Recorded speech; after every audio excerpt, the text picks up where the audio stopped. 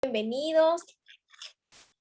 Recuerden, por favor, colocar su nombre, su primer nombre y un apellido y el país, ¿ok?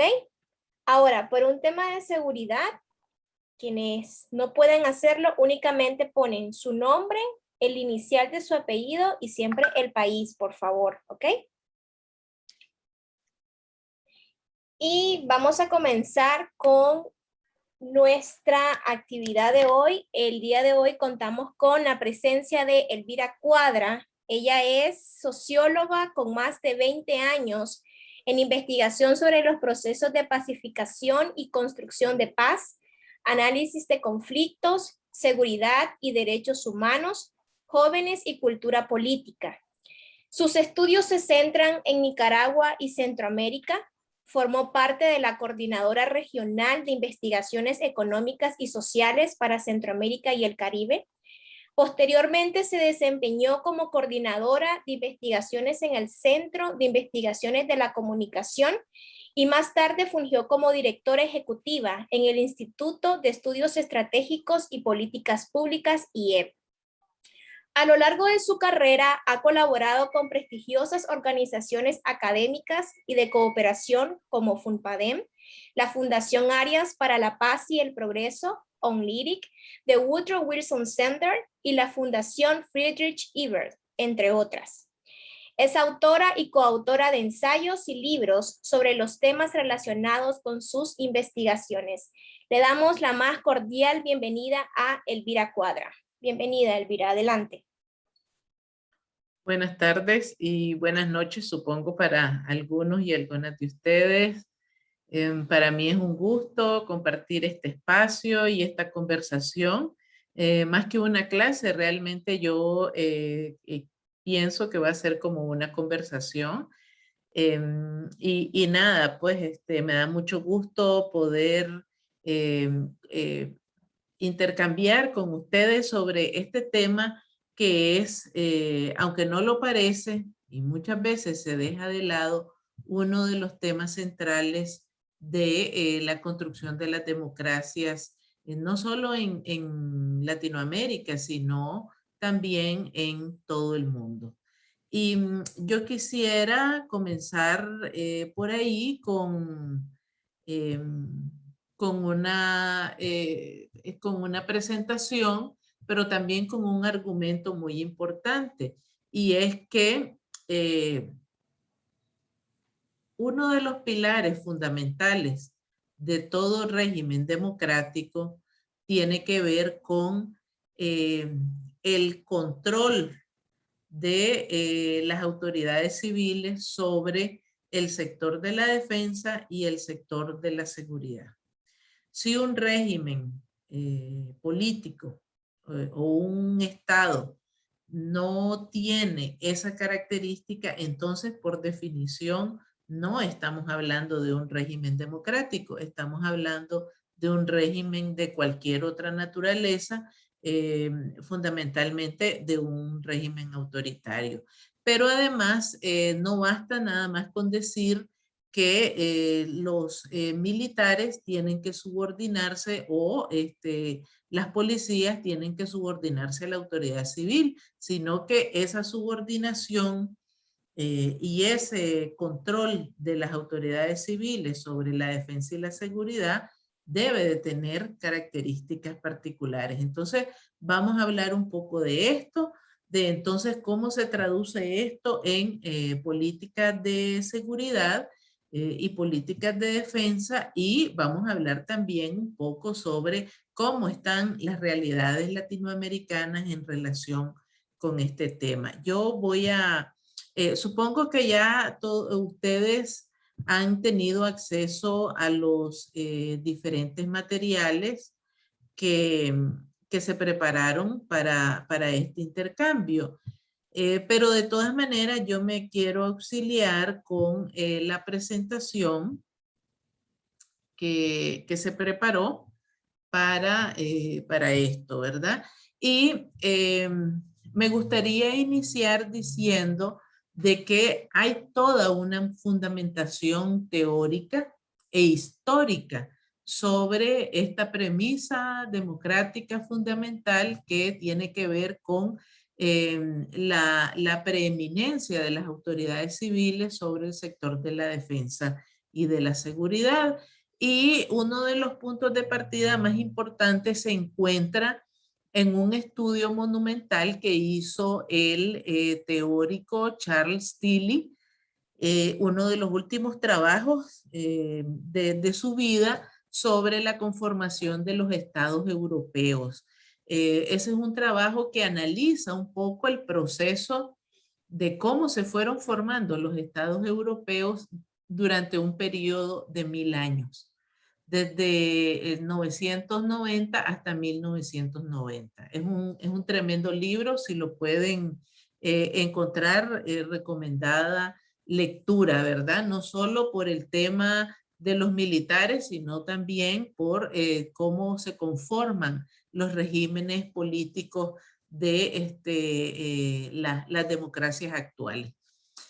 Y de, ese, de esa fundamentación teórica vale la pena recuperar dos premisas importantes o dos ideas claves, ¿verdad? Y es que, según Tilly, los dos pilares que permitieron la conformación de los estados europeos y que llegaran hasta lo que conocemos hoy día fueron la acumulación y la concentración de los capitales, ¿verdad? Es decir, de los dineros, de tal manera que eso permitió a los gobernantes crear un sistema de tributos, ¿verdad? O un sistema de impuestos tal como los conocemos al día de hoy, ¿verdad? Cada país desarrolló su propio proceso, su propia manera de acumulación y concentración de capitales y también su propio sistema tributario, ¿verdad? Entonces, si uno quiere seguir un poco el hilo, tiene que rastrear cómo están diseñados y cómo se formaron los sistemas tributarios.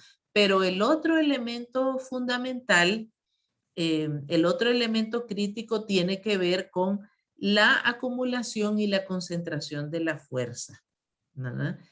Y esto sí está relacionado directamente con el tema que nos atañe el día de hoy, que es la conformación de las Fuerzas Armadas y más adelante la conformación de las fuerzas policiales.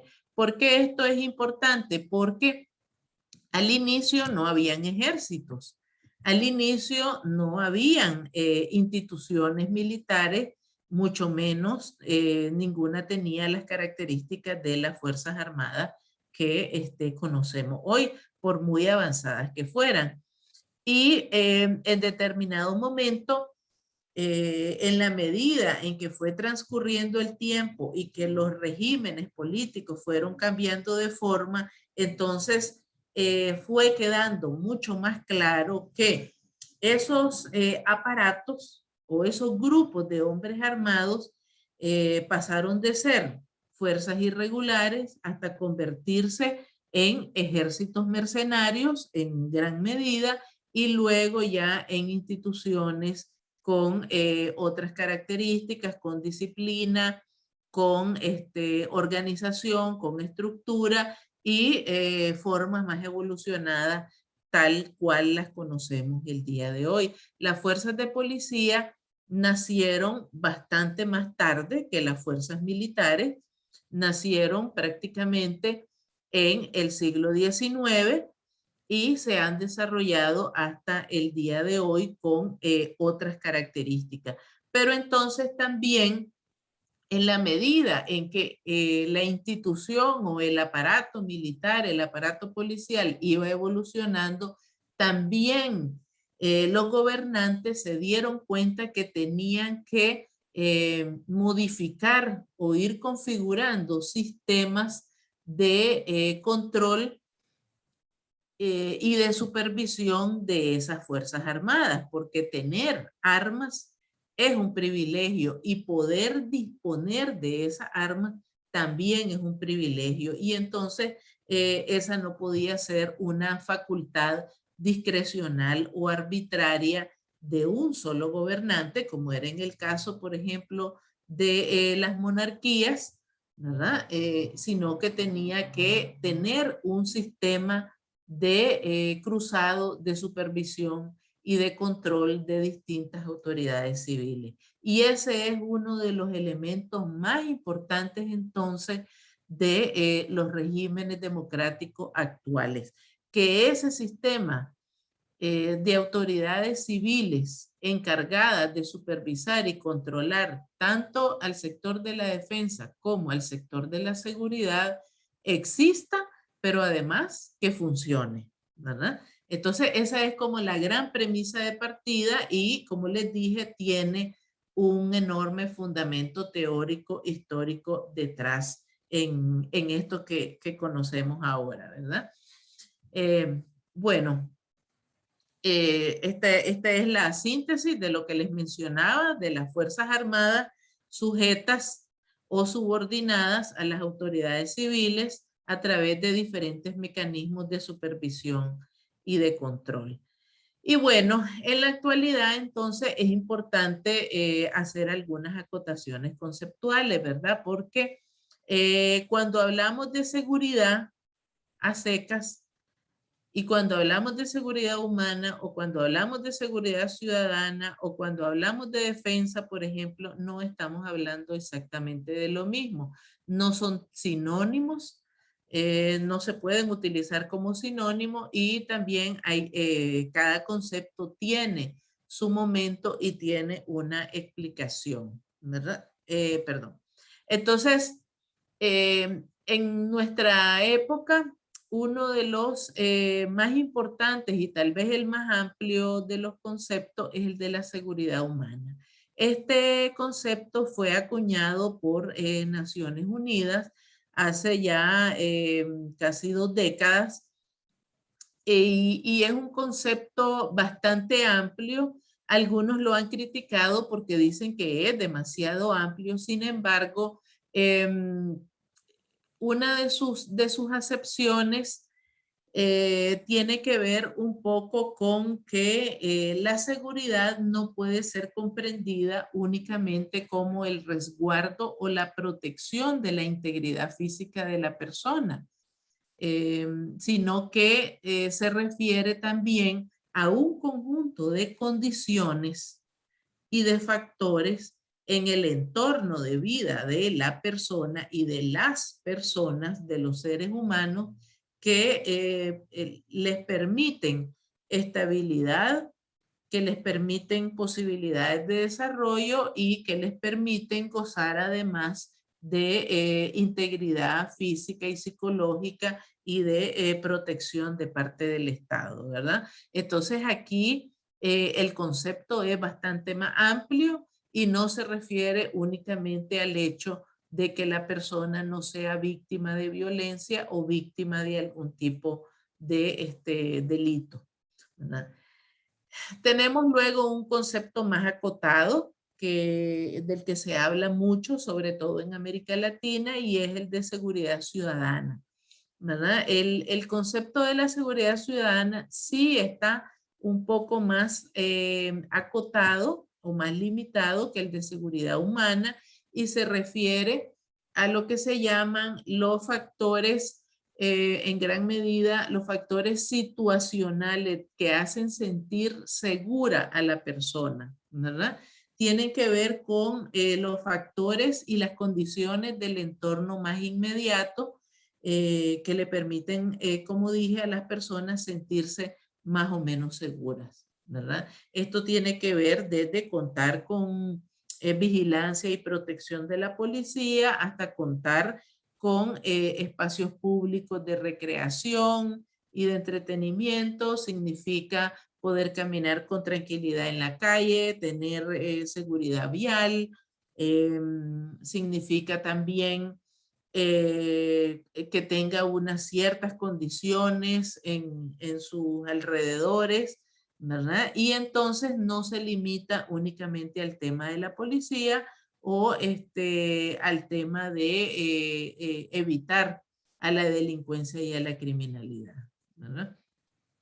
Es importante también mencionar que últimamente en América Latina, sobre todo en las últimas 4 décadas, las políticas públicas y particularmente las políticas de seguridad han adquirido una gran importancia porque América Latina se ha convertido en una región sumamente violenta y algunas subregiones como Centroamérica, por ejemplo, están marcadas por altísimo índice de violencia y de criminalidad, y eso requiere respuestas estatales mucho más ordenadas, mucho más eficientes y también que tengan resultados que lo pueda sentir la gente.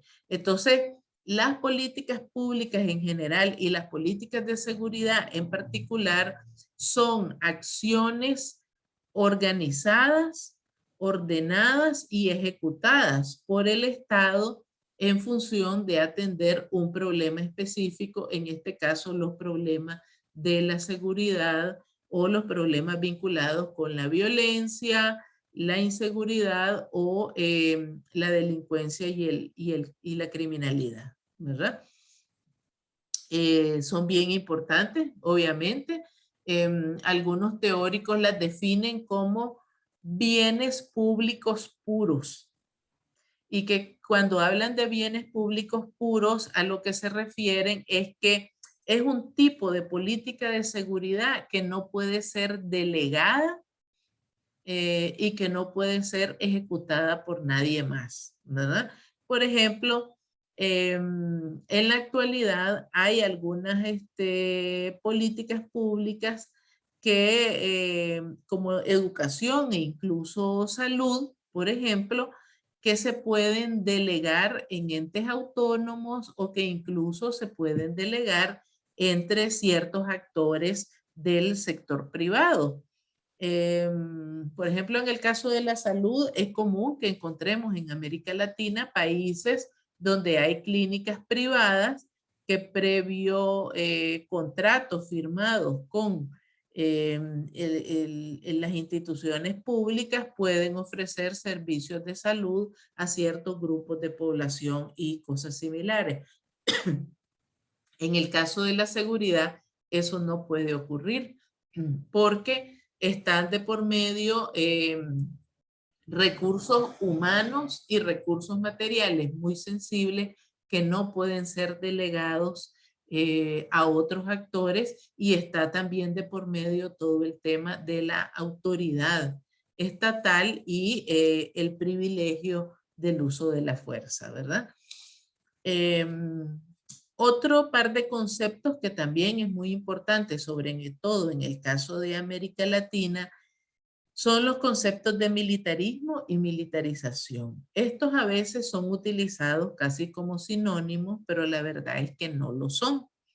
Y se refieren a dos realidades distintas que están presentes en nuestros países latinoamericanos. Por ejemplo, el militarismo se refiere a un conjunto de ideas, de formas de pensar y de concepciones que prevalecen entre grupos de población, pero particularmente entre la élite gobernantes o las élites en el poder, y que los hacen pensar o los hacen creer que las crisis, los conflictos y las diferencias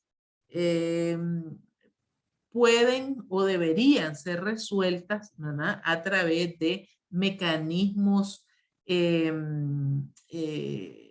punitivos o a través del uso de las Fuerzas Armadas o de las fuerzas policiales, ¿verdad? No es extraño, lo hemos visto sobre todo en los últimos años, ¿verdad?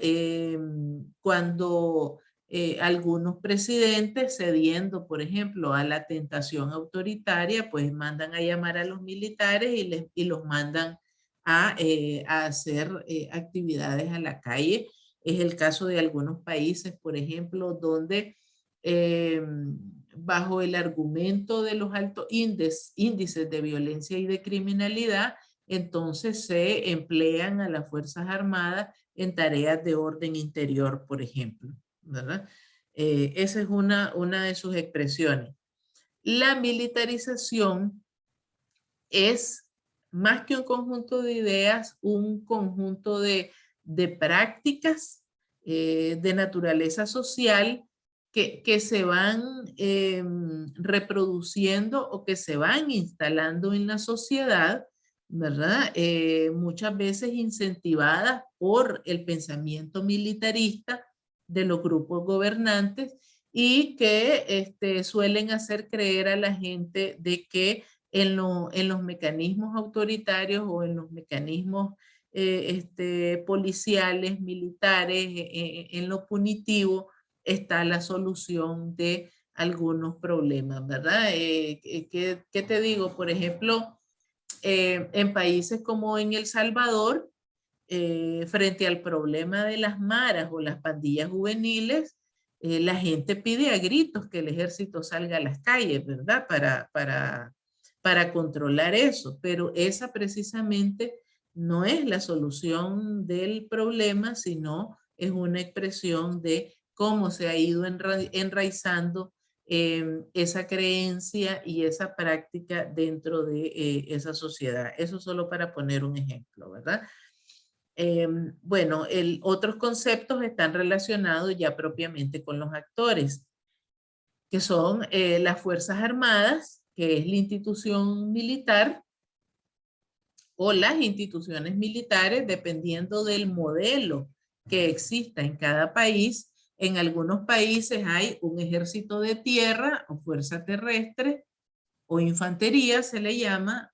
Hay un ejército de mar y un ejército de aire, fuerza terrestre, fuerza aérea y fuerza naval. Usualmente cuando están separados en ese modelo, lo que se tiene es tres fuerzas armadas, cada una con características propias y un comando conjunto, un comando central donde los jefes de cada una de las fuerzas toman las decisiones en relación a los tres aparatos, ¿verdad? Pero hay otros modelos y de los dos tenemos en América Latina donde las Fuerzas Armadas están centralizadas, es una sola institución, aunque dentro de ella tienen las tres especialidades que ya les mencioné. Entonces, usualmente allí lo que se tiene es un Estado Mayor con un jefe militar, ¿verdad? Que dirige a toda la institución. Usualmente esto ocurre cuando se trata de un país pequeño y cuando la cantidad de efectivos militares, por ejemplo, es realmente pequeña, ¿verdad? Este modelo centralizado. Las Fuerzas Armadas corresponden con lo que se conoce como el sector defensa. Y aquí esta es una distinción bien importante que hay que hacer porque el sector defensa no incluye únicamente a los ejércitos, sino que incluye también, por ejemplo, a los ministerios de defensa e incluye o podría incluir a otros actores como por ejemplo los ministerios del exterior o las cancillerías que en conjunto con el Ejecutivo tienen que formular la política de defensa de un país y definir qué responsabilidad le corresponde a cada uno de los actores en esa política de defensa, ¿verdad? Sobre los ejércitos siempre debe prevalecer la institución civil, el Ministerio de Defensa, y el Ministerio de Defensa debería de estar dirigido o encabezado por personas civiles que conozcan del tema, ¿verdad? En el caso de las fuerzas policiales, los modelos son mucho más variados. En América Latina tenemos muchísimos modelos de fuerzas policiales No se trata de una sola institución, hay diversas instituciones. Igual están, en algunos casos están separadas. Por ejemplo, las policías de investigación, las policías de tránsito o las policías turísticas o etcétera, ¿verdad? Usualmente están subordinadas también a una autoridad civil que generalmente está representada por un ministerio de seguridad o de gobernación o del interior, dependiendo del nombre que adopte. Entonces, lo principal aquí es que las Fuerzas Armadas y el sector de la defensa se encarga precisamente de la defensa del Estado y de la nación, mientras que las fuerzas policiales y los órganos de orden interior se encargan de los asuntos que están vinculados con delincuencia, criminalidad y propiamente eso, ¿verdad? Orden interior, la seguridad interior del país. Y están las autoridades civiles, eh, que no pueden desentenderse ni de unas tareas ni de las otras. Realmente tienen que hacerse cargo. Es muy importante que en los regímenes democráticos las autoridades civiles, particularmente las que están vinculadas con esos órganos de supervisión y de control directo del sector de la defensa y de la seguridad, sean personas con preparación, que conozcan del tema y que puedan ejercer autoridad, que tengan capacidad de conducción y que eh, eh, apliquen la ley y las normativas vigentes para que funcione debidamente el sistema, ¿verdad? Todos estos son conceptos un poco de lo que debería de ser y uno que no está allí, pero que es central, es el concepto de los derechos humanos. No se puede concebir un régimen democrático o una política pública de defensa y de seguridad de naturaleza democrática si no tiene en el centro el respeto de los derechos humanos para todos los ciudadanos de ese país, ¿verdad? Si tienen preguntas, váyanlas anotando que luego vamos a tener un espacio para el intercambio. Entonces, ¿cuáles son los antecedentes que tenemos en América Latina? Bueno, no son los mejores antecedentes, ¿verdad? Eh, en primer lugar, en casi todos nuestros países, las Fuerzas Armadas y Policiales se conformaron después de los procesos de independencia y en algunos casos bastante después, ¿verdad? Incluso en algunos de nuestros países las guerras de independencia fueron peleadas por grupos de personas armadas que estaban comandadas por muchos héroes, ¿verdad? Reconocidos de cada uno de nuestros países, pero que no tenían ni formación quienes dirigían a esos ejércitos espontáneos y los ejércitos no tenían tampoco estructura, orden, ni formación, ni mucho menos, ¿verdad? Esos aparatos realmente comenzaron a existir prácticamente a inicios del siglo XX. Entonces, los dos modelos que han predominado en la conformación tanto de los ejércitos como de las policías han sido el modelo europeo, ¿verdad? Lo vemos sobre todo en la forma en que están organizados los ejércitos y las policías en América del Sur y el norteamericano que prevalece sobre todo en Centroamérica y en los países del Caribe, ¿verdad? Claro que cada país ha hecho sus propias adaptaciones a estos dos modelos, pero si uno observa las características y una buena parte de la doctrina y de la normativa viene de estas dos grandes corrientes, ¿verdad? Los militares en América Latina siempre han sido actores políticos protagónicos, desde la guerra de independencia hasta prácticamente el día de hoy, ¿verdad?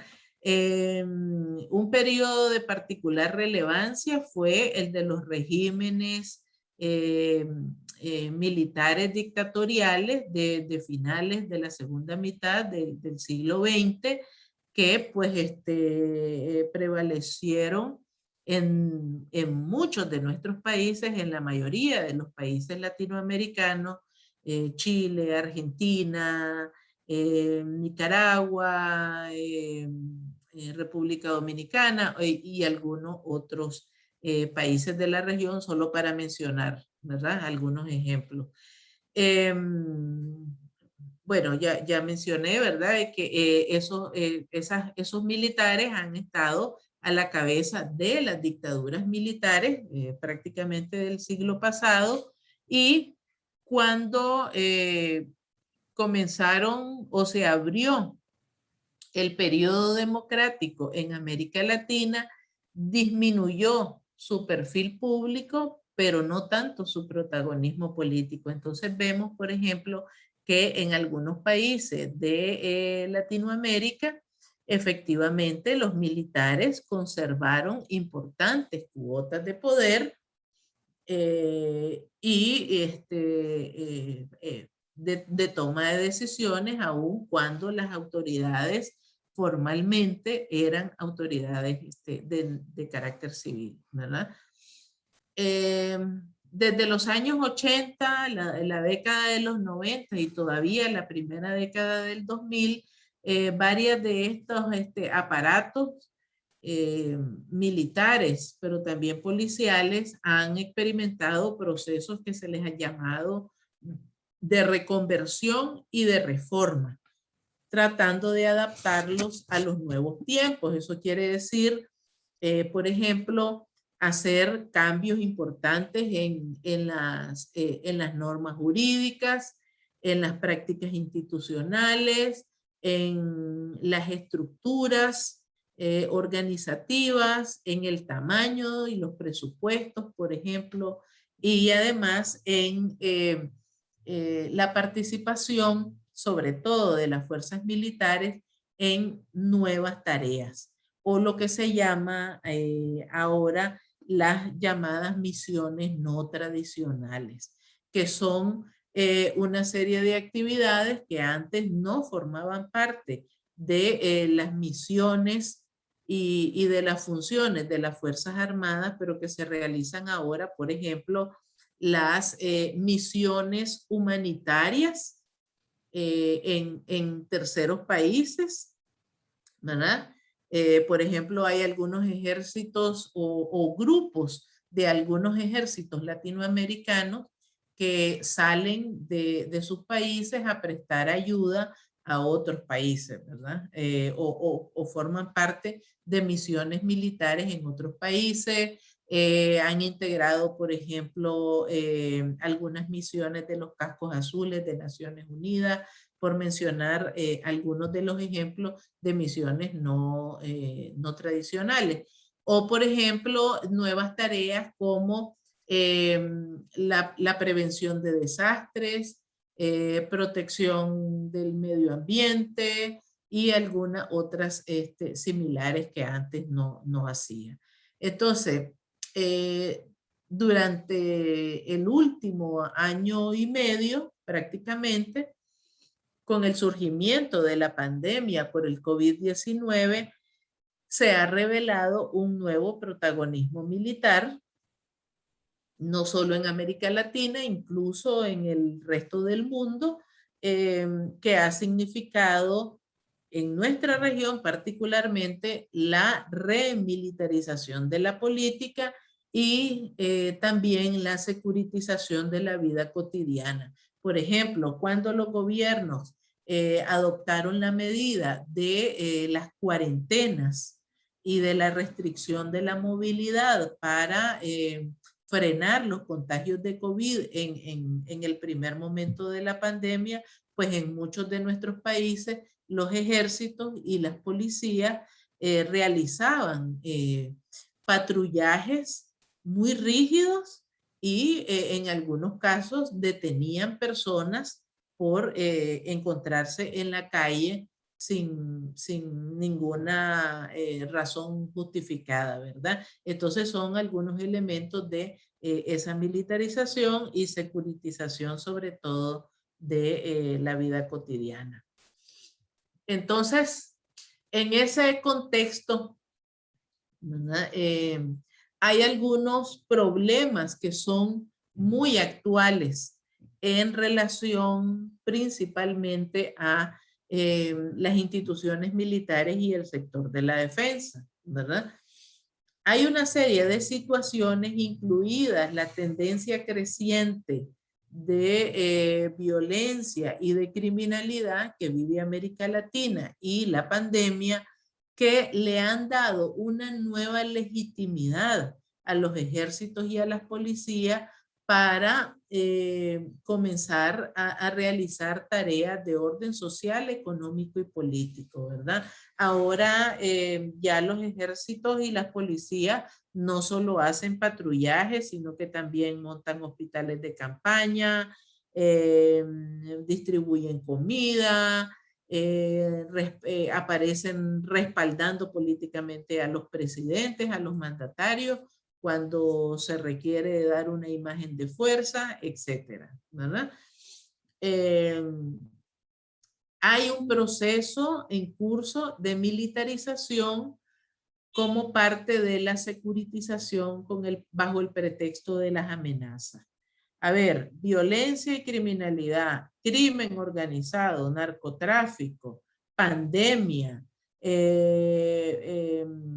migración irregular, por ejemplo, son algunas de las amenazas o riesgos a la seguridad de naturaleza transnacional que son utilizados por los gobiernos y particularmente por los aparatos militares para adoptar medidas más estrictas de seguridad, ¿verdad? Bajo el pretexto de que están combatiendo esas amenazas, ¿verdad? Y entonces se vuelven más rigurosos los controles en los puestos fronterizos, la circulación entre determinadas regiones dentro de un mismo país y algunas otras actividades más.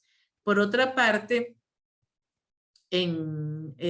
otro de los problemas es la debilidad de las instituciones y las amenazas que aparecen relacionadas con esas debilidades institucionales.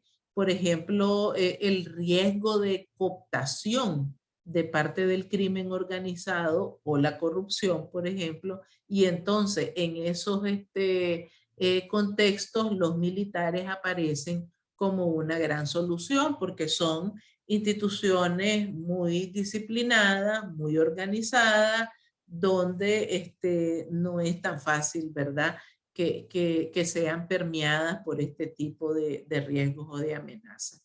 En términos más generales, pues tenemos democracias precarias, democracias débiles, que en los últimos años están mostrando signos bastante claros de impulsos autoritarios.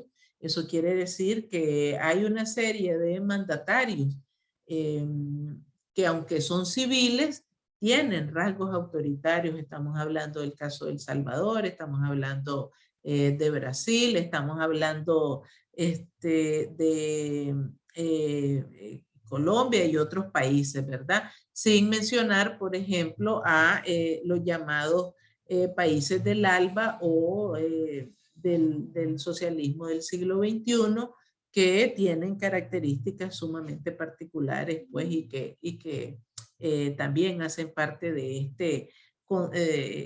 digamos, contexto latinoamericano de democracias precarias y sumamente débiles, pero además regímenes que más bien son proclives hacia el autoritarismo, ¿verdad?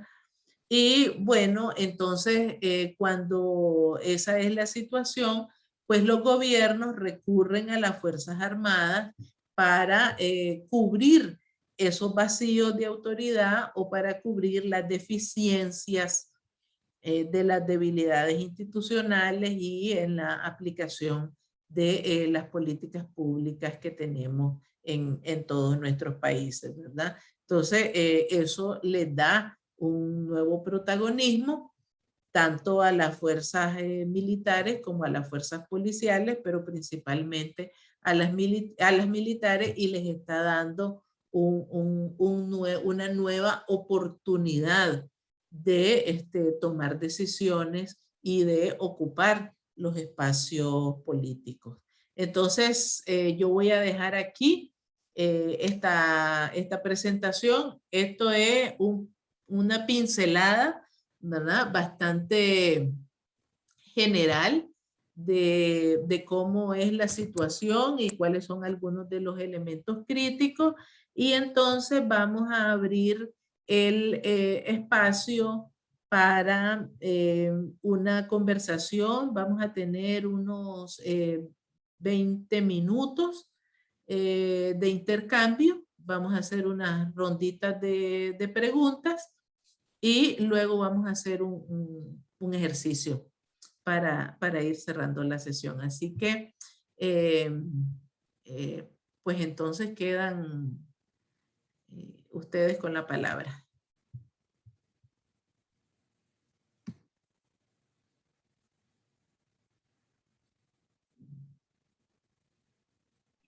Aquellos que quieran preguntar directamente se desmutean y adelante. Perfecto, buenas noches a todos y todas, buenas noches Elvira. Mi nombre es Francisco Parrado de Bolivia y primero agradecerte por toda la información brindada hoy.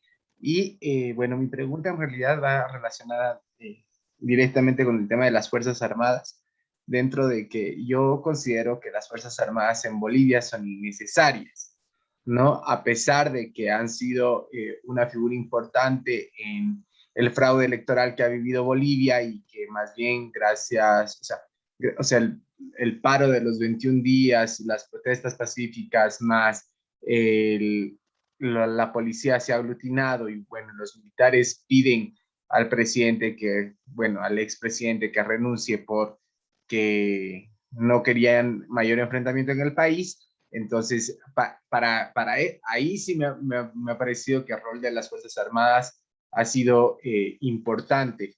Pero considero que actualmente en Bolivia las Fuerzas Armadas son un gasto innecesario, es decir, gastamos un montón en Fuerzas Armadas porque además los militares tienen colegio para sus hijos, universidad para sus hijos, que son colegios privados o universidades privadas, se les da, además que cada cierto tiempo se les aglutina de, no sé, pues arroz, fideos, o sea, se les da una cantidad de víveres, de ración seca, además tienen la jubilación completa, que es algo que ningún otro boliviano tiene, ni siquiera los médicos que hacen una labor tan importante tienen una jubilación completa, ¿no? Entonces, yo considero y quería ver cuál es tu opinión de pensar en que en realidad, como Costa Rica, por ejemplo, que no tiene Fuerzas Armadas y que cuando ha dejado de invertir en Fuerzas Armadas ha pasado de ser un país de tercermundista a segundomundista.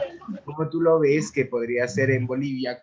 No vivimos en una época de guerra y que no necesitamos a alguien que haga esto, dejar de invertir en Fuerzas Armadas para invertir en salud y educación, que es más importante, y tal vez fortalecer también a la policía, darle mayores competencias, ser más exigentes también con el rol de la policía en nuestro país. Es eso, gracias. Espero me haya dejado entender. Sí, muy bien. Si alguien más tiene preguntas, hacemos una ronda.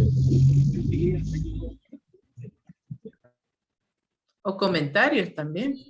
A mí me gustaría compartir un poco la situación de mi país. En Paraguay particularmente, nosotros tenemos una debilidad institucional bastante marcada, lamentablemente, y creo que eso también lo que hace es acrecentar el problema que implica, por supuesto, la desigualdad, los crímenes y, bueno, el crimen organizado, todo el sector del narcotráfico también, que llega a manchar un poco el espacio político, ¿verdad?, donde se toman decisiones importantes. Hemos tenido, por ejemplo, incluso candidatos que han sido proclamados por el Tribunal Superior de Justicia Electoral, que han sido condenados o que han sido o que están siendo investigados por su cercanía, digamos, a este sector del narcotráfico, y particularmente hay zonas que directamente ya están secuestradas, la policía, incluso las Fuerzas Armadas no pueden dar abasto, y creo también que es importante mencionar una deuda histórica que tiene Paraguay con un buen gasto público. No es solamente una cuestión de presupuesto, que claramente va a ser importante en cuanto a qué tantos recursos tenemos a disposición para tomar las medidas que sean pertinentes, sino que no hay transparencia tampoco en cómo se están utilizando esos gastos, y entonces tenemos como una gran problemática. Entonces, lo que a mí me gustaría saber es qué alternativa o qué medidas se pueden tomar en un país como el nuestro, ¿verdad? Y otra cosa que me gustaría preguntar también es en cuanto a la seguridad, porque creo que se trata de buscar una seguridad que lo que haga sea no solamente combatir la delincuencia y el peligro, sino también ofrecer el mayor bienestar posible a la ciudadanía para que pueda desarrollarse, y también dar, digamos, un ambiente lo suficientemente ameno para atraer, no sé, inversiones y desarrollo en general, que por supuesto va a repercutir probablemente en la calidad de vida de los ciudadanos.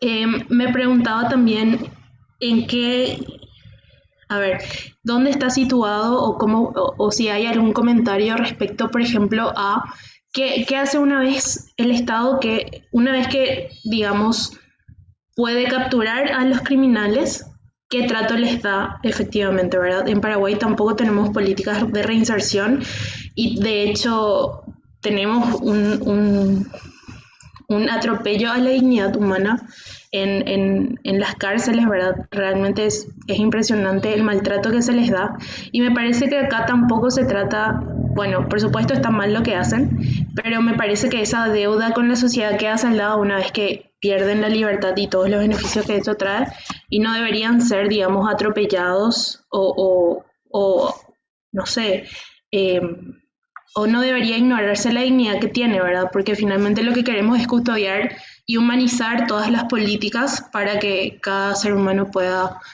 llegar a su pleno desarrollo. Bueno, y ese es mi comentario. ¿Alguien más?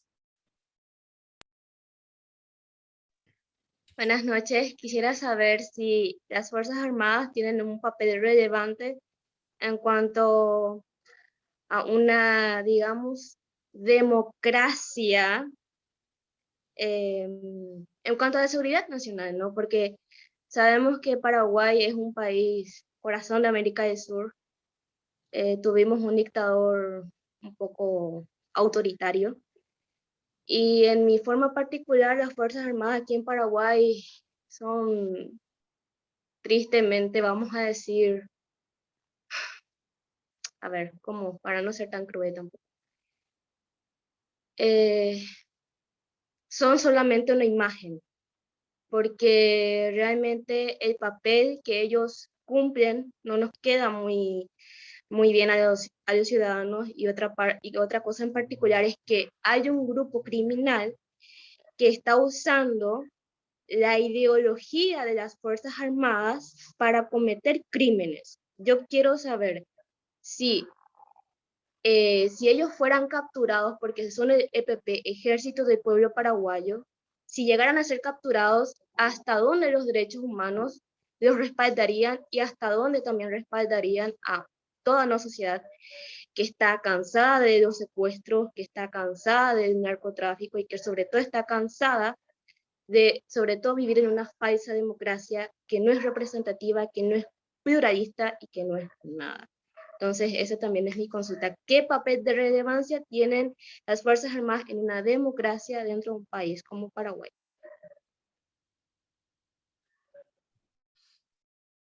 ¿Alguien más o ahí nos quedamos? Sí, buenas tardes. Bueno, como muchos saben, ¿verdad? La situación en Nicaragua es súper difícil y complicada, aunque aparentemente, evidentemente, más bien se ha comprobado que tenemos un ejército colaboracionista con la dictadura que tenemos en Nicaragua instaurada, pero nosotros no podemos simplemente alzar nuestra voz para denunciar, menos a manera pública, porque pues posiblemente somos las siguientes víctimas. Entonces me gustaría saber si a nivel internacional organismos como la Corte Internacional de Derechos Humanos o la Corte de la Haya o algún organismo, no sé, haya sancionado y condenado a militares específicamente en Latinoamérica por este tipo de actuar. Y lo otro es que, bueno, una de las posiciones que se mueve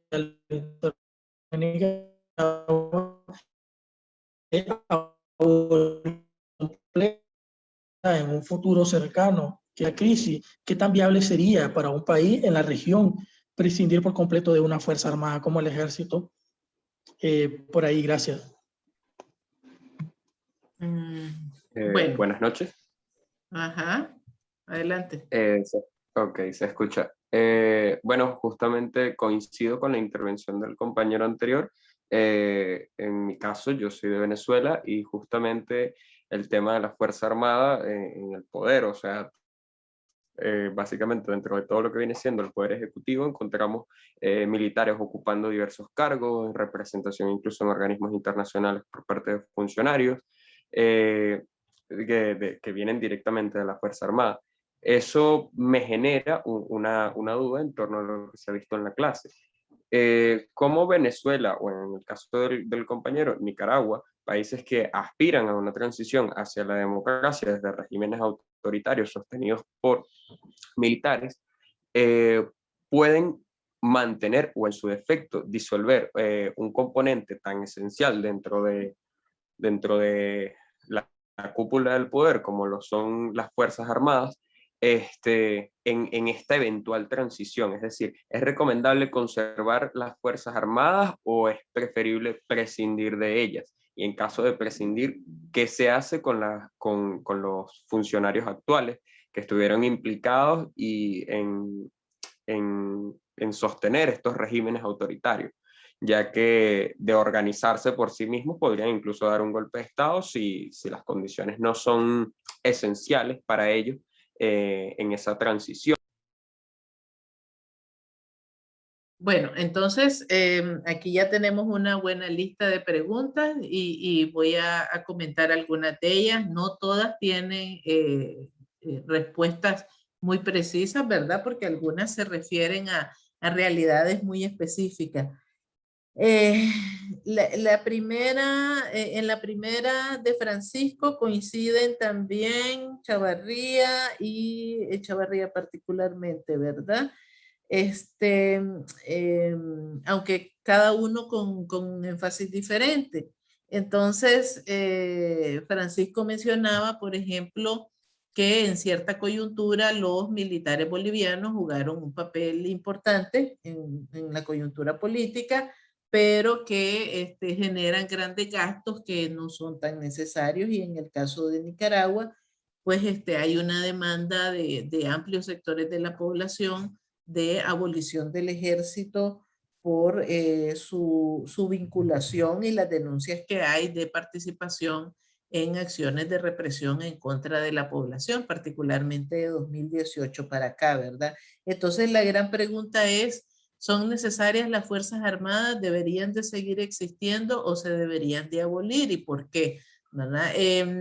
Bueno, en el caso de América Latina, y esa también es parte de la premisa teórica e histórica de partida, la conformación de los estados está de alguna manera relacionada con, o ha avanzado relacionada con la configuración de las Fuerzas Armadas. En nuestro caso, las Fuerzas Armadas siempre han tenido un papel político protagónico, ¿verdad? Eso obviamente no cambia por decreto, no cambia simplemente de un día para otro, ¿verdad? Es parte de los cambios que hay que hacer tanto en la cultura política, pero también en el régimen y en las prácticas políticas, sobre todo de las élites gobernantes en nuestros países latinoamericanos. Y también pasa por un proceso en el que los mismos militares tienen que comprender que la política no es su papel y que ellos tienen que dejar eso en manos de las autoridades civiles, que en todo caso sus funciones y sus misiones están relacionadas más con el sector de la defensa, con la defensa de los estados y de las naciones, ¿verdad? Pero no una defensa en el sentido de conspiraciones o traiciones o como se acostumbra en algunos de los lenguajes autoritarios de esta época, sino que tiene que ver efectivamente con proteger la soberanía, proteger la vida, proteger la integridad física de las personas, de los ciudadanos, ¿verdad? Y del territorio nacional. Entonces, que permanezcan o que desaparezcan tiene que ver con una decisión política que sobre todo en algunos contextos como el de Nicaragua o el de Venezuela tiene que ser parte de una, digamos, decisión amplia y colectiva, ¿verdad? Eso es algo que debería de decidirse a la luz de lo que la gente realmente quiere, porque el nivel de involucramiento de las instituciones militares en los asuntos políticos y particularmente en las acciones de represión es tan alto y es tan comprometido que es bien difícil decir simplemente que cuando se abra una transición las Fuerzas Armadas van a permanecer tal cual como que si no hubiera pasado nada. Eso realmente sí es imposible, ¿verdad? Y allí las Fuerzas Armadas están seriamente comprometidas en graves violaciones a los derechos humanos y eso no puede permanecer así. Tienen que haber procesos de justicia y tiene que haber procesos de sanción a los responsables de esas graves violaciones a los derechos humanos, ¿verdad? Y tiene que haber también una responsabilidad de por medio y una madurez muy grande de las autoridades civiles, de los líderes políticos, ¿verdad? Porque no se trata nada más de los que están en el gobierno, sino de los líderes políticos para poder manejar ese tipo de situaciones con mucha firmeza. Y ahí pues no se trata únicamente del caso de Nicaragua o de Venezuela, sino también de todos los países y de acotar el papel de los militares para que no se inmiscuyan en los asuntos políticos que realmente no le competen, ¿verdad? Eso es uno de los puntos importantes. Hay amenazas muy graves, como por ejemplo las que mencionaban en el caso de Paraguay, Alejandra, con el tema de la influencia del narcotráfico y los grandes déficits que hay, digamos, en las políticas sociales y que abren, digamos, ventanas de oportunidad, no solo para el crimen organizado, sino también para que ahí los militares jueguen un papel crítico. Entonces, allí efectivamente, pues, tiene que ver con cómo las autoridades, los gobernantes y los líderes políticos cambian esa, de alguna manera, mentalidad militarista y ponen límites, ¿verdad? Y enrumban las políticas en otra dirección. Desafortunadamente eso no es fácil, ¿verdad? Eso no es fácil. Es bien difícil hacerlo, pero no quiere decir que no se pueda hacer, ¿verdad? Bueno, mencionaron el ejemplo de Costa Rica y ese pues es uno de los ejemplos más claros, pues, ¿verdad? Ni hacen falta las Fuerzas Armadas, ¿verdad? Ni hace falta tanta medida punitiva para manejar situaciones que vivimos todos los países latinoamericanos. Sobre el tema que planteaba Mari, también de Paraguay, en relación al tema de los derechos humanos. Bueno, nuestros países tienen situaciones críticas, ¿verdad? En Colombia, en Paraguay, en Nicaragua, en Venezuela, hay personas civiles que han estado participando en acciones que son no solo represivas, sino violatorias de derechos humanos, ya sea porque están vinculadas con el crimen organizado transnacional o ya sea porque están vinculados con, digamos, políticas de represión gubernamentales, ¿verdad? Entonces, ¿qué pasa con esas personas cuando termine su época, cuando sean capturadas, cuando estén en las manos, digamos, de la justicia? Bueno, es que los derechos humanos son para todos, ¿verdad? Y el hecho de que ellos hayan cometido violaciones a los derechos humanos de otras personas no significa que a la hora de que sean detenidos, a la hora de que sean enjuiciados, a la hora de que se haga justicia, no significa que van a ser tratados violándoles sus derechos humanos, desafortunadamente, ¿verdad? Y lo digo así, desafortunadamente, porque muchas veces quisiéramos ver castigos ejemplares, pero la verdad es que los derechos humanos son una premisa, son un principio fundamental y pues es lo que hace la diferencia entre, digamos, nosotros y los otros, ¿verdad? Lo voy a dejar por ahí porque veo que hay algunas manos levantadas para ver si tenemos otra ronda y qué otras inquietudes hay en relación con este tema. Como dije, no todos los comentarios o no todas las preguntas tienen respuesta, pero ahí vamos. Entonces, a ver, vamos a invertir un poquito el orden. Primero Leonardo y después Francisco, porque Francisco ya habló en la primera ronda. Leonardo. Sí, buenas noches a todos primeramente.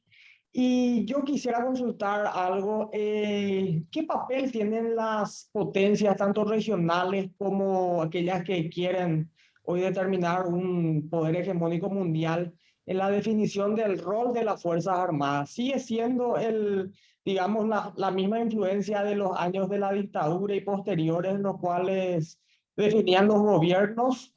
Esa sería mi consulta.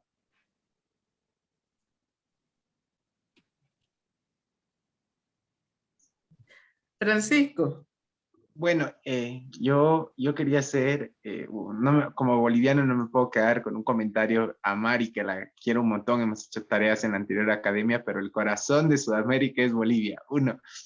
Y el siguiente sobre Elber de Venezuela, que preguntaba sobre los procesos transicionales en los que viven determinados países, porque no es algo que solamente ha pasado en algunos lugares o no es algo nuevo que está pasando, que hay algunos países que pasan de dictaduras o de gobiernos muy autoritarios a pasar a procesos democráticos. Nosotros hemos caído en el error de cometer muchos errores y no cumplir las reglas de los procesos transitorios, y es lo que nos ha hecho caer de nuevo en un gobierno autoritario con la misma sigla del movimiento al socialismo, solo con algunos actores diferentes.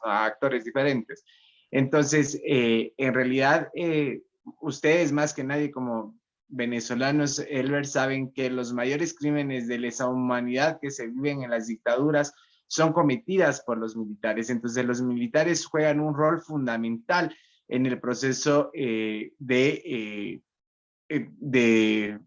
gobiernos totalitarios, autoritarios y antidemocráticos. Entonces, en el momento en que se vive el proceso transicional, lo primero que se tiene que hacer es quitarle poder a todo ese tipo de gente, ¿no? Y si ese tipo de poder no solamente es enjuiciarlos, sino es sacarlos de los espacios donde ellos puedan generar acciones en contra de los dentro de la ciudadanía que está buscando democracia, que está luchando y que está en un proceso de reconstrucción democrática. Así como lo mismo pasa en todas las instituciones públicas, hasta el portero es alguien a quien se lo debe de sacar. O sea, yo sé que suena muy inhumano, pero está dentro de las reglas de los procesos transitorios, que lo que tienes que hacer es quitarle todo el poder al gobierno saliente. Y en los gobiernos totalitarios, los militares son parte de ese poder, los militares son los principales accionistas de ese poder. Entonces hay que quitarles todo el poder para poder lograr ser autoritarios, para poder ser democráticos y olvidarnos de los procesos autoritarios y totalitarios. Era solo eso como comentario, Elvira, y vas a disculpar si hablo mucho.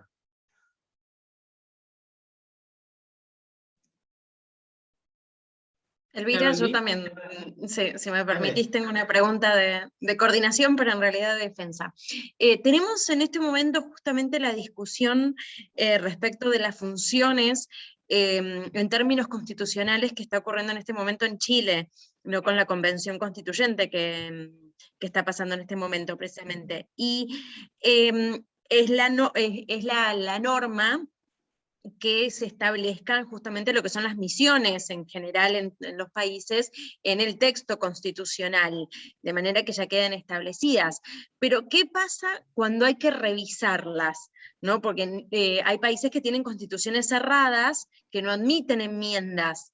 Entonces, vemos que tal vez tenemos países con constituciones de mitad del siglo XX y con Fuerzas Armadas que están cumpliendo funciones con estos nuevos paradigmas que vos mencionaste de misiones subsidiarias o nuevas misiones, o bueno, depende de cada país que le pone un nombre distinto, ¿no? Entonces, ¿cómo se logra reconciliar eso en términos de los nuevos tiempos que corran?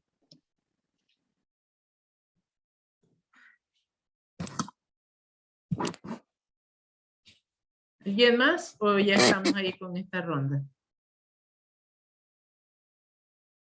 Bien, perfecto. Entonces, vamos con los comentarios y luego hacemos el ejercicio que les mencioné al inicio de la sesión.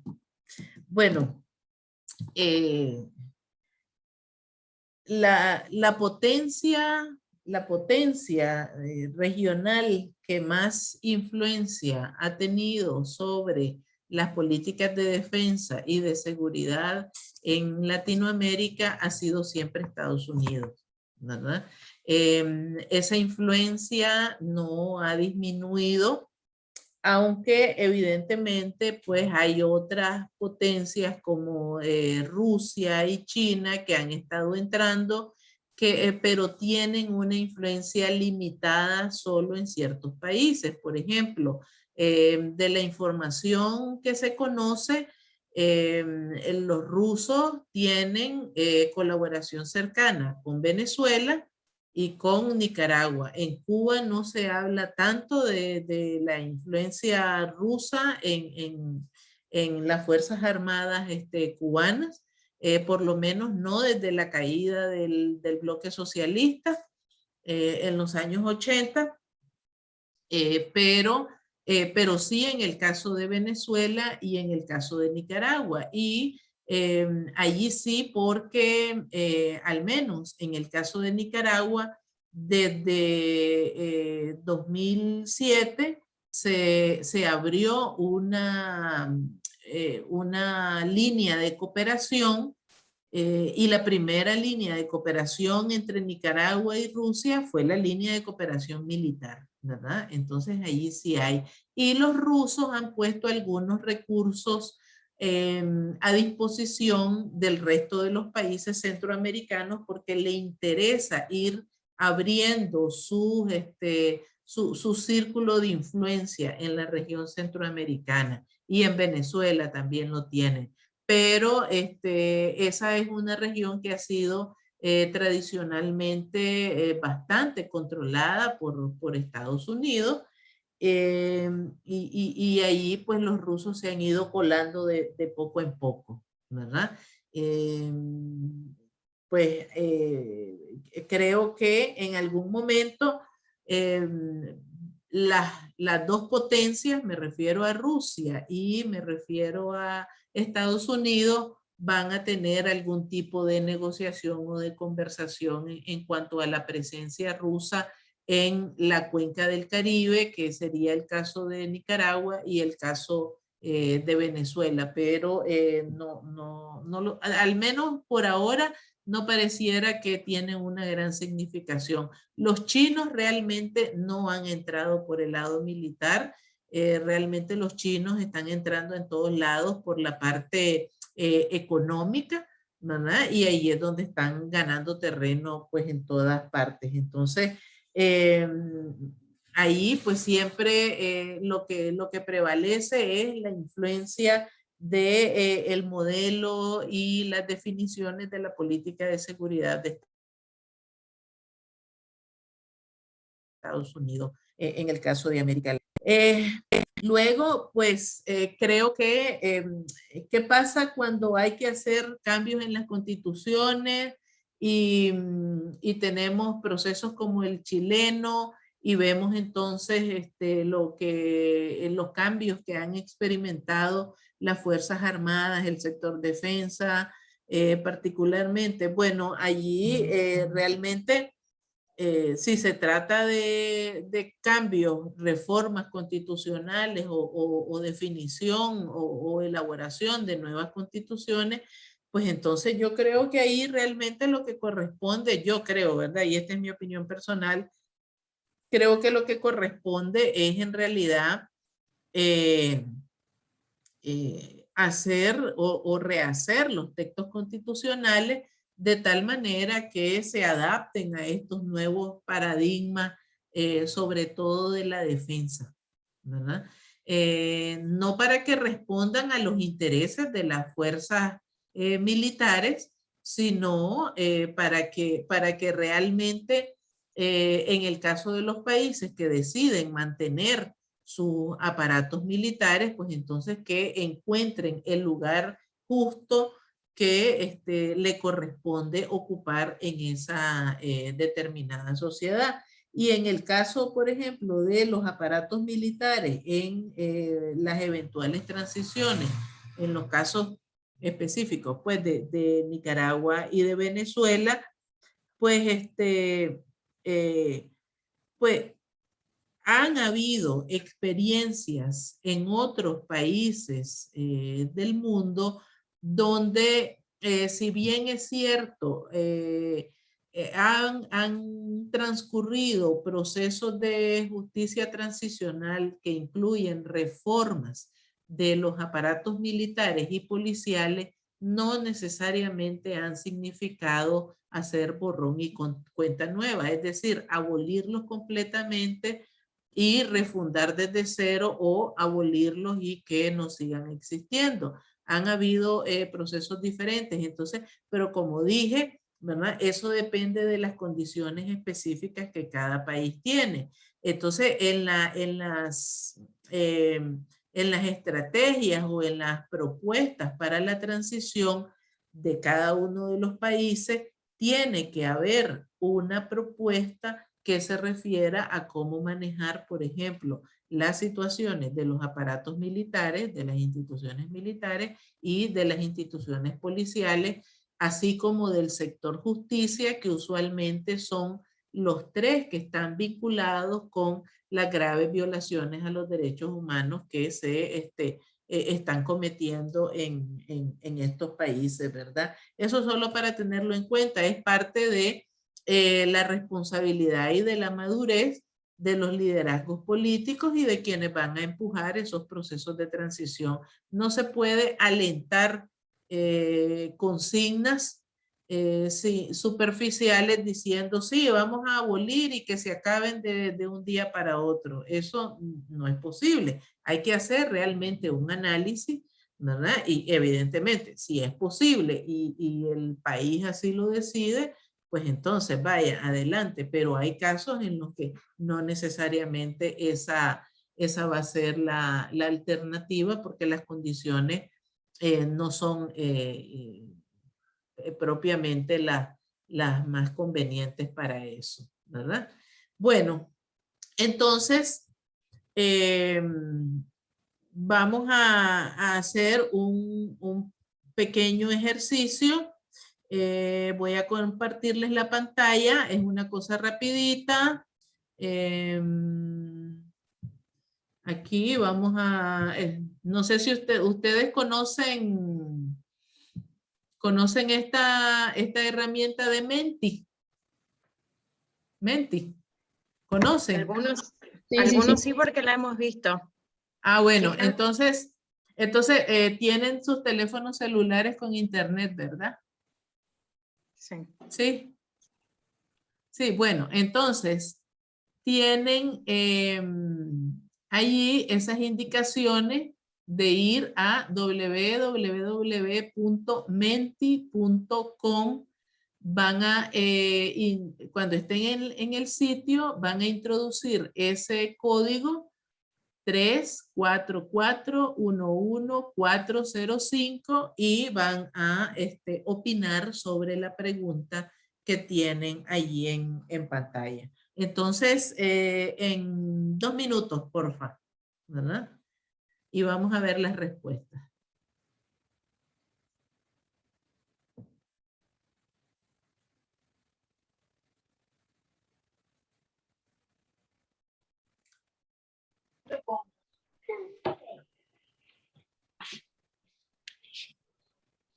El código del Menti es el 344-11-405.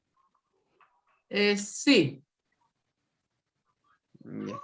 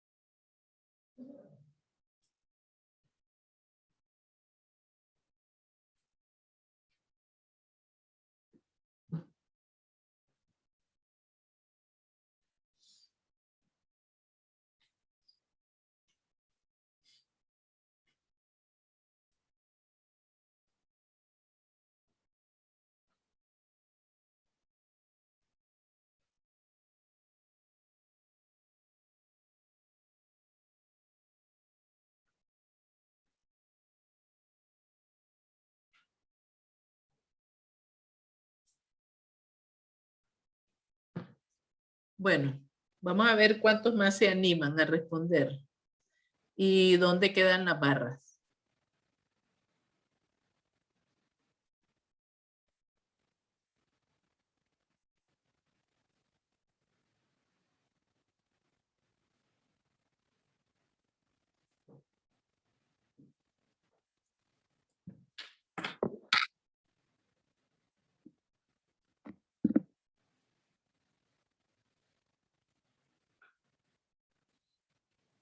Una más para que lleguemos a 30.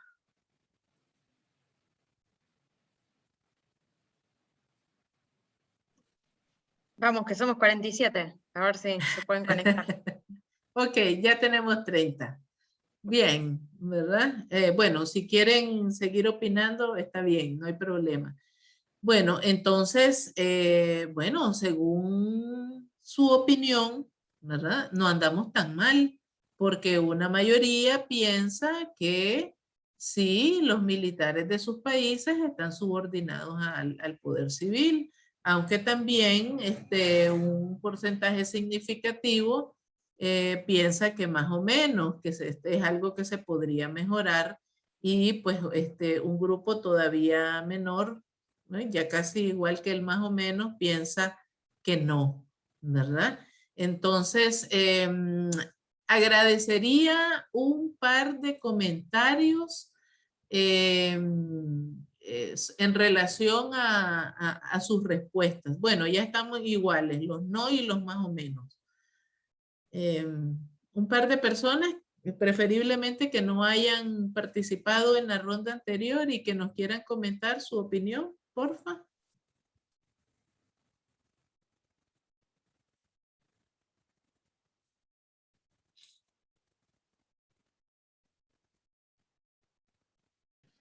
Aquellos que quieran hablar, por favor, desmutense, no tengan vergüenza. Adelante. Buenas tardes, yo voté por sí, yo soy de Argentina y en nuestro país, gracias a Dios, ya hemos pasado por esa etapa donde los militares por ahí no estaban subordinados al poder civil y ya hemos podido superar esa etapa y hoy en día se puede decir que sí, que responden y que no se ve a futuro un nuevo inconveniente ni una situación como la que están viviendo muchos países hoy en día. Gracias. ¿Alguien más? Hola. Adelante. Soy Dimara de Nicaragua. Pues yo voté que sí, porque definitivamente, pues, como lo puse en el chat, en el actual gobierno y en los últimos 40 años, pues la verdad en nuestro país sí ha estado el ejército constantemente en apoyo al actual gobierno que está ahorita. El único tiempo que estuvo el ejército o las fuerzas militares que no estuvieron apoyando fue entre el 90 y el 2007, que volvió a entrar el gobierno de izquierda, ¿verdad? Claro, como no eran a conveniencia de ellos, entonces no participaban, no apoyaban, hacían protestas masivas que eran apoyadas por ellos mismos, donde armaban a las personas y pues lastimosamente aquí nunca se puso la regla o bueno, no sé, estaba pequeña en ese tiempo, ¿verdad? Ahora en el 2018 cuando volvió a reventarse pues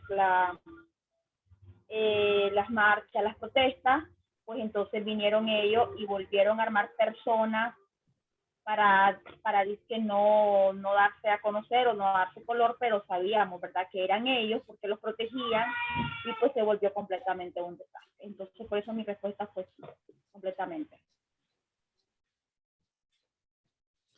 Bueno, muchas gracias. Yo creo, Agustina y Dimara, creo que, ¿verdad? Dimara, de Argentina y de Nicaragua nos dieron respuestas similares, pero en contextos distintos, ¿verdad? Y eso nos plantea o nos pone delante de una reflexión bien interesante, que vale la pena discutir y dedicarle unos 5 minutitos, ¿verdad?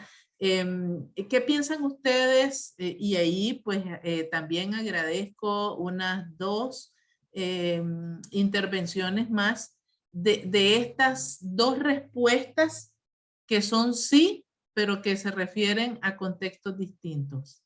¿Quién quisiera comentarlo?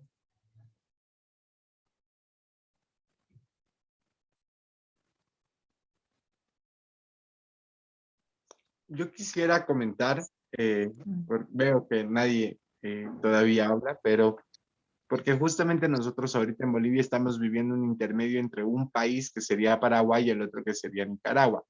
En Nicaragua, obviamente, las fuerzas están por completo adiestradas pues están al margen total del presidente y, bueno, del dictador.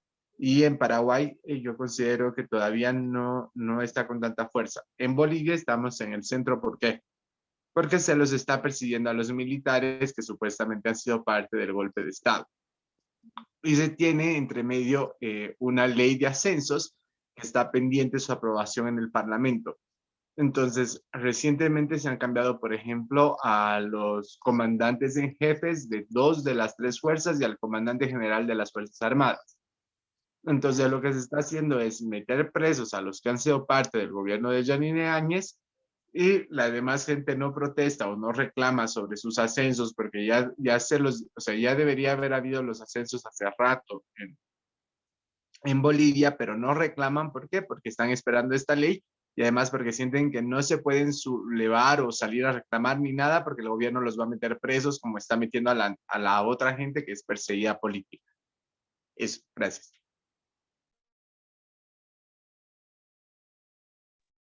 ¿Alguien más? Sí, yo quisiera comentar acerca del caso puntual de Paraguay. En Paraguay realmente la milicia hoy en día casi no tiene poder de actuación, pero eso se debe, en mi opinión, a 2 causas principalmente. La primera es la reacción extrema que hubo en contra del periodo de la dictadura, en este caso de Alfredo Stroessner, que terminó en el 89. Y habiendo sido una de las dictaduras más largas del mundo, creo que solamente superada por la de Bulgaria y la de Corea del Norte. Y en ese contexto también la dictadura, la caída de la dictadura, el falso golpe de Estado que se dio, porque en realidad cambiaron solamente las cabezas, las élites siguieron siendo las mismas. Y en ese contexto también la milicia, digamos que se aburguesó en el sentido de que la inmensa cantidad de recursos que obtuvieron de forma a través de corruptelas en la época de la dictadura, eso fue invertido en estancias, fue invertido en industrias. Entonces, digamos que la milicia se aburguesó y ya no encontró más el negocio, o sea, la gente ya no encontró más el negocio en formar parte de la milicia. Sí es cierto sí es cierto por el otro lado que justamente esos, digamos, los militares que posterior a la dictadura iniciaron la carrera militar y demás, vieron el negocio en el tema del narcotráfico. Y tal es así que el norte del país es una zona liberada, ahí no existe ley. Y los militares, la mayoría de las veces, son los que facilitan el narcotráfico, también se benefician de eso.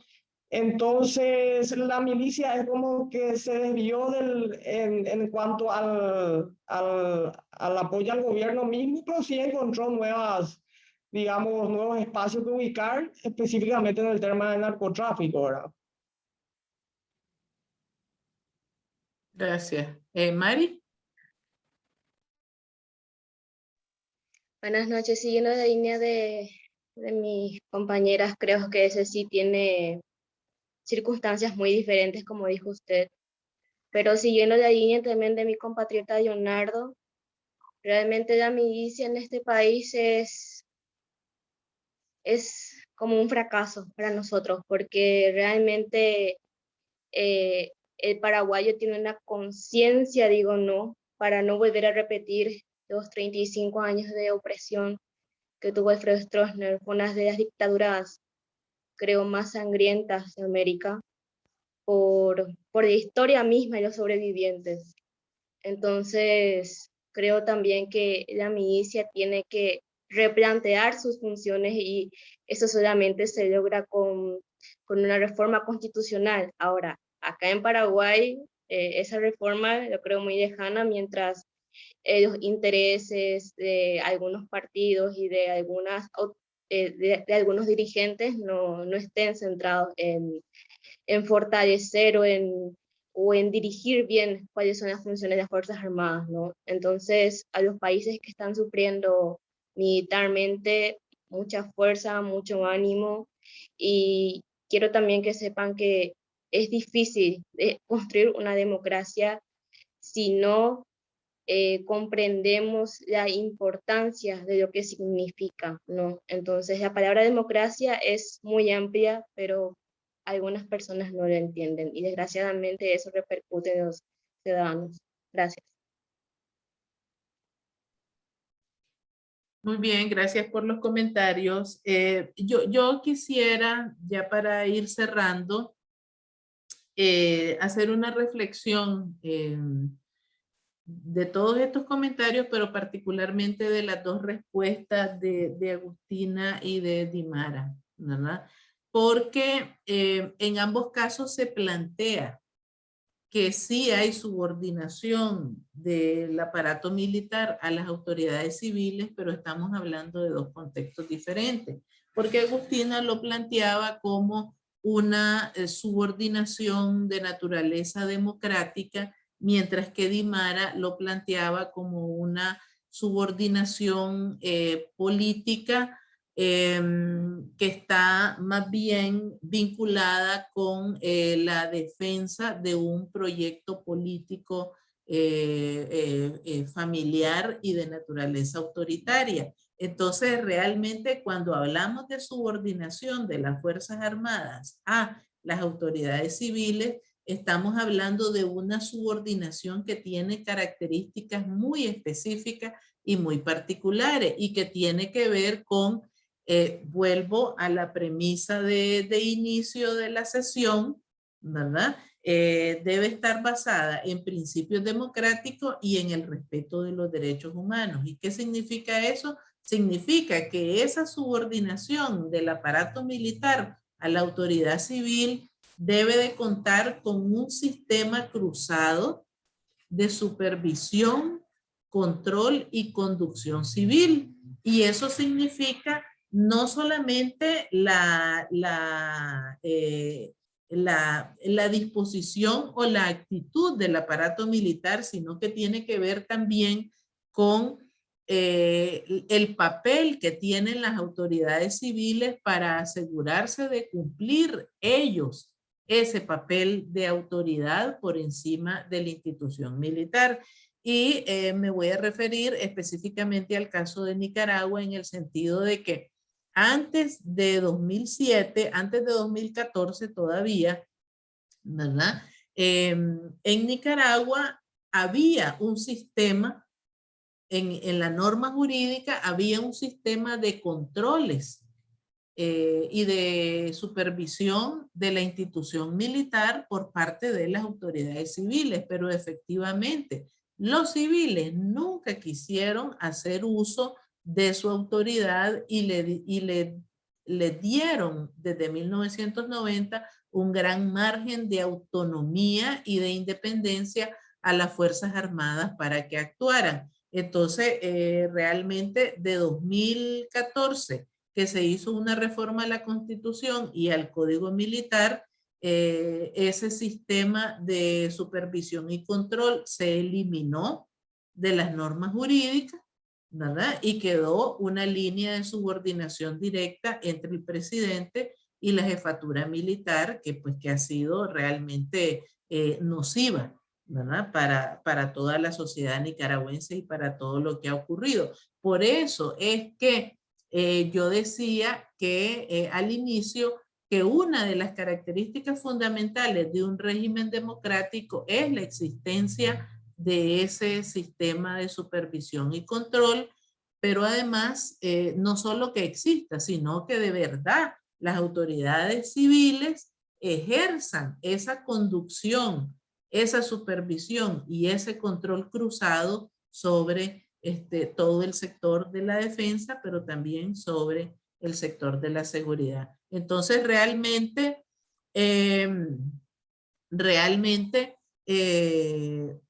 cerramos con la premisa de inicio, que es una de las premisas fundamentales, ¿verdad?, de la construcción de la democracia y también de las políticas de defensa y las políticas de seguridad. Con esto cerramos la sesión de hoy y pues yo agradezco mucho el espacio, la oportunidad de este intercambio. Hubo comentarios muy interesantes. Aprendí también de algunos de estos comentarios que hicieron ustedes. Así que, bueno, muchísimas gracias y ha sido un gusto compartir con ustedes. Muchísimas gracias a usted, Elvira Cuadra, por su exposición, por su participación, igualmente a todos ustedes que estuvieron acá presentes. y participaron e hicieron sus comentarios. Bueno, ya para finalizar, les voy a pedir que enciendan sus cámaras, aquellos que no las tienen, y pues si no pueden por un tema de seguridad es totalmente comprensible, pero que hagamos un saludo todos para tener un postal y luego se pueda compartir. Le voy a pedir a Cultura que me apoye ahí con la captura, ¿ok? Bien. 1, 2 y 3. Ustedes también, chicos, si quieren pueden hacer capturas y subirlo en las redes sociales y nos taguean con @cultdemocrática.